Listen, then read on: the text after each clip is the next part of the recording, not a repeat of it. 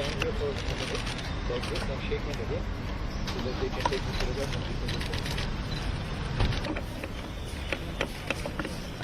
UAE के जो army chief हैं जनरल यूसुफ साहब, वो इस वक्त इंडिया के दौरे पे हैं। सऊदी अरेबिया के साथ हमने डिफेंस मुआहिदा किया है या एग्रीमेंट किया है, तो इसी तरीके से भारत तो हमसे बहुत पहले कई कंट्रीज के साथ उनके इस किस्म के मीटिंग्स और ऐसी एग्रीमेंट्स वगैरह हुआ करती हैं। तो हो सकता है यूएई के साथ भी वो इस किस्म का कोई डिफेंस एग्रीमेंट कर रहे हों। मोदी का शैतानी मंसूबा यह है कि मशरकी बॉर्डर पे जिस वक्त वो इजरायली ताउन से वार करे तो ऐन उसी वक्त मगरबी बॉर्डर पे अफगान तालिबान यलगार कर दें, और इसी दौरान टीटीपी और बीएलए की तरबियत याफ्ता दहशतगर्द अंदर से हमले शुरू कर दें। और कतर भी एक दोगली पॉलिसी चला रहा है कि वो तालिबान को कमज़ोर नहीं पड़ने देना चाहते। उनके पास पैसा है लेकिन उनके पास स्पाइन नहीं है। गल्फ कंट्रीज में ऐसा कुछ नहीं होता, वो टोटली बिजनेस को लेके चलते हैं, और अगर उन्हें भारत से कोई फायदा होगा, भारत उनके लिए कोई फायदेमंद होगा, तो वो हरगिज ये नहीं देखेंगे कि उन्होंने कितनी हमारे यहाँ कितनी एयरबेसेस उड़ा दी हैं या कितने लोगों को उन्होंने टारगेट किया है। वो भारत के साथ काम करेंगे। एक हाइब्रिड मॉडल आजाद कश्मीर के अंदर खड़ा किया गया था। उस हाइब्रिड मॉडल को अवाम ने वहां पर किरची किरची करके रख दिया गया है, उसे उधेड़ दिया है, उसकी बिल्कुल बखियां उधेड़ कर रख दी है अवाम ने, और वो वहां पर इस वक्त एक गाली बना हुआ है, एक शर्मनाक सूरत-ए-हाल कश्मीर के अंदर बनी हुई है। सऊदी अरेबिया जो है वो जम्मू कश्मीर जो भारत की साइड पर है, वहां जाके कई बिलियन की इन्वेस्टमेंट करता है और हमें खजूरें दे देता है। ये रिकॉर्ड है। यूएई के जो आर्मी चीफ हैं जनरल यूसुफ साहब, वो इस वक्त इंडिया के दौरे पे हैं, और उनकी Indian army chief general Upendra Dwivedi के साथ जो है वो मुलाकात हुई है, और बहुत सारी बातें डिस्कस हो रही हैं। लेकिन एक चीज़ बड़ी इम्पोर्टेंट है, वो क्या है? वो ये है कि वो कह रहे हैं कि हमने ऑपरेशन सिंदूर के बारे में यूएई के जनरल को बताया। सवाल ये पैदा होता है कि हमारे तो ब्रदरली इस्लामिक कंट्री हैं, तो ये क्यों ऑपरेशन सिंदूर के बारे में सुनते हैं? या क्या ये इनका मौक़िफ़ है?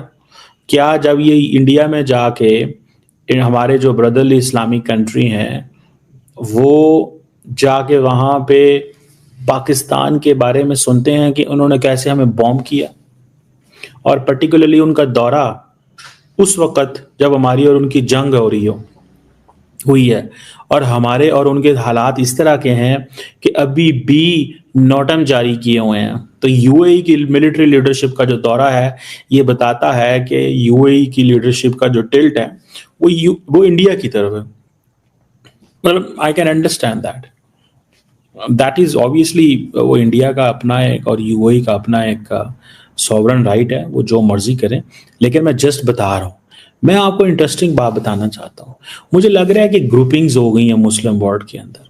There are groupings in Muslim world, और वो ग्रुपिंग्स क्या है? अगर आप उन ग्रुपिंग्स को देखें, फॉर एग्जांपल अगर आप उन ग्रुपिंग्स को देखें तो आपको एक चीज़ पता चलेगी कि क्या चीज़, कि जो इंडियन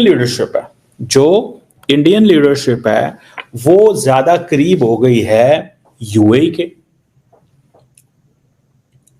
इजराइल, यूएई, ये एक ब्लॉक बनता जा रहा है, और वो जो इब्राहिम अकॉर्ड हुआ था। कतर समवेयर कहीं बैलेंस है, और सऊदी अरब और पाकिस्तान और कुछ ममालिक जो हैं हम एक और डायरेक्शन में। सबसे गंदी गेम कतर खेल रहा है, और कतर के जो सालिस वहाँ मौजूद हैं इस मीटिंग में, वो कतर के अफगानिस्तान में एम्बेसडर भी हैं। तो इसलिए वो बिल्कुल वो ज़ुबान बोल रहे हैं जो अफ़गानिस्तान के तालिबान बोलते हैं, जो दहशतगर्दों की ज़ुबान है। और ये बड़ी ही शॉकिंग बात आपको लगेगी कि कतर दहशतगर्दों को सपोर्ट कर रहा है, उन दहशतगर्दों को जो पाकिस्तान के ख़िलाफ़ कार्रवाइयाँ कर रहे हैं पाकिस्तान के अंदर, और पाकिस्तान के 80,000 शहरी और कोई 10,000 पाकिस्तान की फ़ौज के जवान शहीद हो चुके हैं दहशतगर्दी की कार्रवाइयों में, और कतर उनकी पुष्ट पनाही कर रहा है। कतर ने उनको पनाह दी हुई है, उनको पैसा दे रहा है, उनके बीवी बच्चों को वहाँ रखा हुआ है, वो अय्याशी की ज़िंदगी गुजार रहे हैं। और कतर मुसलसल तालिबान को इस वक्त भी जो ये मुज़ाकरात में तातुल है और तालिबान जो रिटन गारंटीज़ नहीं दे रहे, उसकी वजह यह है कि कतर उनको सपोर्ट कर रहा है। और कतर भी एक दोगली पॉलिसी चला रहा है कि वो तालिबान को कमज़ोर नहीं पड़ने देना चाहता। जब मैंने अपने ज़राए से पूछा कि तालिबान को वो क्यों कमज़ोर नहीं पड़ने देना चाहता, तो उन्होंने कहा कि कतर की दुनिया में टके की इज़्ज़त नहीं रही। उनके साथ इसराइल ने जो कुछ किया है और अमेरिका उनकी मदद नहीं कर सका। उनके पास पैसा है लेकिन उनके पास स्पाइन नहीं है, ना उनके अंदर अकल है, ना उनका दिल है, ना उनकी रूह मुर्दा हो चुकी है, और वो सिर्फ इस वक्त अपने मफाद और अपने पैसे को बचाने के लिए गेम कर रहे हैं। और एक ग्रज उनके अंदर है पुराना कि पाकिस्तान ने उस वक्त, सऊदी अरब जब कतर के आपस में मामला ख़राब थे, पाकिस्तान ने उस वक्त खुल के कतर का साथ नहीं दिया। ये एक हाइब्रिड मॉडल आज़ाद कश्मीर के अंदर खड़ा किया गया था। उस हाइब्रिड मॉडल को अवाम ने वहां पर किरची किरची करके रख दिया गया है, उसे उधेड़ दिया है, उसकी बिल्कुल बखियां उधेड़ कर रख दी हैं अवाम ने। और वो वहां पर इस वक्त एक गाली बना हुआ है, एक शर्मनाक सूरत-ए-हाल कश्मीर के अंदर बनी हुई है। ये आपके सामने रखते हैं और इस बारे में क्या कमेंट्री हो रही है वो भी आपको बताते हैं। साथ साथ नाज़रीन, एक बड़ी खौफनाक खबर है, भारत ने दोबारा से फायरिंग शुरू कर दी है, सीज फायर की वायलेशन हुई है और अफगान तालिबान, नाज़रीन ये जो अफगानी है इस दफा ये किसी और मूड में लग रहे हैं और ये उस तरफ जा रहे हैं नाज़रीन जहां पर एक खौफनाक किस्म की ठुकाई इनकी होगी, शायद जाकर तभी जाकर ये मामला सॉर्ट आउट होंगे।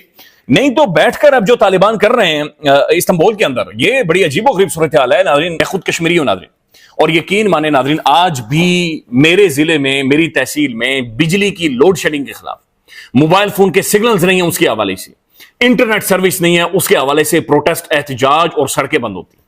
आप अंदाजा लगाएं नाज़रीन, बुनियादी सड़कें, सेहत के मराकज, internet service, mobile phone service, बुनियादी जरूरतें जो होनी चाहिए थी वो हमारे पास मौजूद नहीं है। और दूसरी तरफ नाज़रीन, एक हाइब्रिड मॉडल अनवारुल हक को लाकर बिठाया गया रात की तारीकी में। आजाद कश्मीर की जो मुंतखब गवर्नमेंटें थी उन्हें गिराया गया, उन्हें न्यूट्रलाइज किया गया और अनवारुल हक को रात के 2 बजे नाज़रीन 48 वोट लाकर बिठाया गया। उसने लंबी चौड़ी काबीना बना दी 36 लोगों की और आज वो उसके लिए अजाब बनी हुई। आज prime minister being a prime minister कुर्सी पर बैठना उसके लिए शर्मनाक, एम्बैरेसिंग बना हुआ है, एम्बैरेसिंग। लिहाजा कश्मीर के अंदर नाज़रीन अवाम ने 3 डेमोन्स्ट्रेशन करके धक्का देकर वहां का जो हाइब्रिड सिस्टम था नाज़रीन उसे गिरा दिया है। अगले चंद घंटों में या कल या परसों आप देखेंगे आजाद कश्मीर के अंदर पीपल्स पार्टी गवर्नमेंट बनाने जा रही है। ये चले अलग ही एक बहस है कि जिस तरीके से एक जरदारी मंडी लगाकर खरीदो फरोख्त की जा रही है और आजाद कश्मीर के जो पॉलिटिशियंस हैं बिकने के लिए नाज़रीन वो इस्लामाबाद के अंदर आकर खड़े हो गए, लाइनों में लगे हुए हैं, लाइनों में लगे हुए हैं और हाथ खड़े करके कह रहे हैं मुझे भी खरीदो, मुझे भी खरीदो, मुझे भी खरीदो। ये बिक रहे हैं। इसके ऊपर बातचीत करेंगे कि जो जिस तरीके से ये मंडियां लग रही हैं कश्मीर के हवाले से, लेकिन दूसरी तरफ नाज़रीन जो हाइब्रिड मॉडल था, अनवार गवर्नमेंट का हाइब्रिड मॉडल था, उसे अवामी एक्शन कमेटी वहां के लोगों ने, अवाम ने धकेल कर बाहर कर दिया, धकेल कर उसे दरिया बुर्द कर दिया, धकेल कर उसे तारीख की खाई के अंदर फेंक दिया। तारीख की खाई के, वो ताकतवर तरीन बंदा था नाज़रीन, ताकतवर तरीन, ताकत उसके सामने सलाम ठोकती थी, कोलैप्स कर